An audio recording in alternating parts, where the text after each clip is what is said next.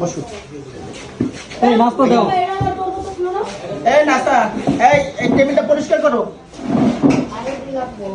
ওইটা কই? আস্তে আস্তে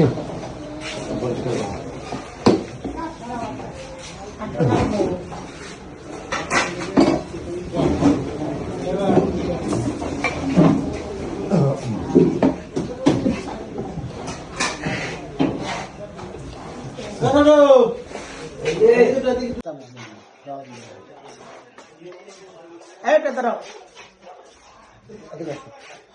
দেখো তুমি এটা এই নোংরাটা ন্যাকড়া দিয়ে এটা পরিষ্কার করে যখন তুমি এই গ্লাসটা এখানে রাখছো, এইখানে যে জীবাণুগুলো সমস্ত এই গ্লাসে প্রত্যেকটা জায়গায় কিন্তু জীবাণুটা ঢুকে গেছে।